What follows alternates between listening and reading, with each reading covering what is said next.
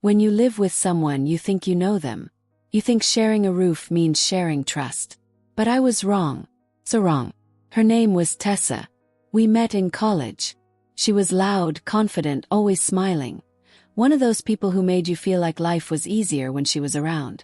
When she lost her job last winter, she came to me crying. "Can I stay for a while? Just until I get back on my feet," she said. I didn't even hesitate. She was my friend. My best friend. I told her she could move into the spare room, rent-free, until she found something stable. First, it felt good, like helping someone who'd once helped me. We stayed up late, talking, cooking, laughing. She even bought groceries sometimes to thank me. But slowly, things began to shift. I noticed missing things. Perfume bottle. Necklace. My headphones. First, I thought I was just careless. But then it escalated. Makeup, shoes, even kitchen items vanished. When I asked, Tessa always had a story ready. "Oh, I borrowed it. Maybe you misplaced it." Her laugh was disarming, the same laugh that made you doubt your own eyes. Then one day, I was scrolling through Facebook Marketplace. And there it was, my designer coat. Listed under a fake name. But I recognized the photo instantly. It was my bedroom floor in the background. My heart pounded so hard I felt dizzy. I clicked on the profile, same city, same area. And guess what? There were dozens of my things. Shoes, jewelry, electronics, all photographed on surfaces I owned. That night, I didn't confront her.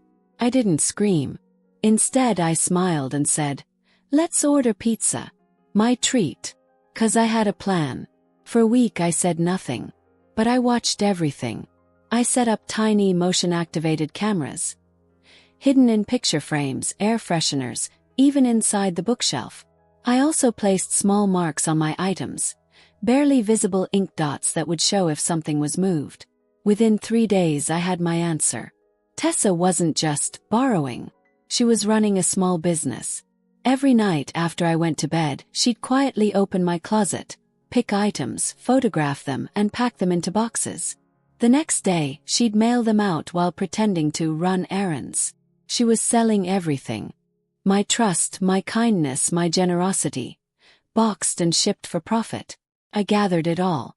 Videos, receipts, listings, timestamps. I even ordered one of my own items anonymously to confirm it. When the package arrived, my heart twisted. It was my own bracelet, wrapped neatly in a box labeled "Pre-Loved Finds by Tessa." That's when it hit me. She wasn't desperate. She was comfortable. She'd built an entire side hustle out of my belongings, all while smiling at me across the dinner table. People think revenge starts with anger. Doesn't. Starts with silence. When she asked why I was quiet that week, I said I was just tired from work. But every night I was awake until 3 a.m. building a file. Her fake store. Her payment accounts. Her shipping receipts. Every lie she'd built I now owned. And then came the final step. Started with one email. To her workplace. The new job she'd proudly announced a week ago. Subject line. Concerning employee activity. I attached screenshots of her online shop, her customer messages, and proof that the items matched listings under my name.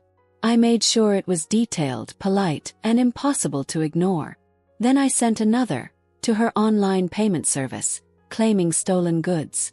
And another, to her landlord, because she'd been subletting illegally while staying rent-free at mine. It was a domino effect.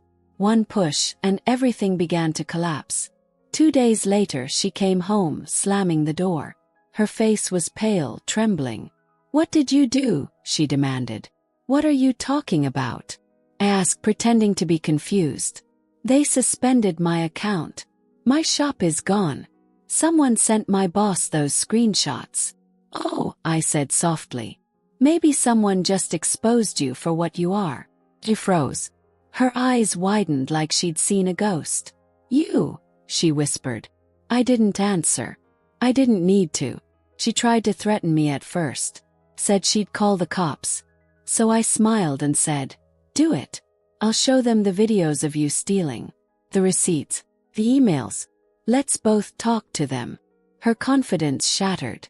She started crying, begging me not to ruin her life.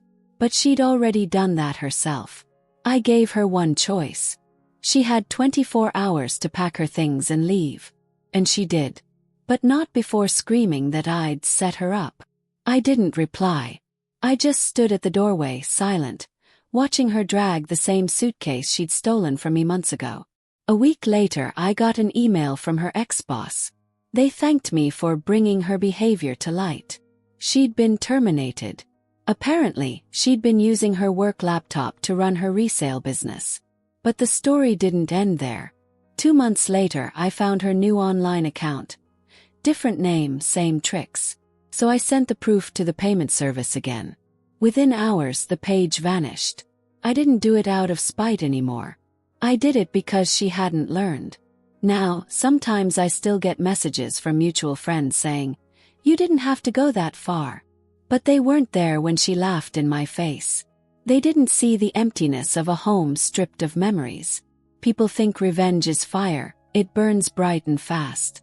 But the truth, says, it moves slow, spreads quietly, and freezes everything it touches until there's nothing left but stillness. Months later, I walk through my apartment. New furniture, new locks, new peace. Every trace of Tessa was gone. But one thing remained, the cameras.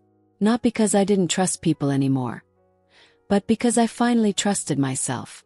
And when I looked into the lens, I whispered, "Thank you, Tessa, for teaching me that silence isn't weakness. It's power waiting to be used."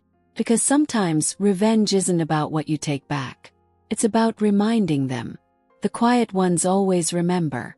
And we always finish what others start.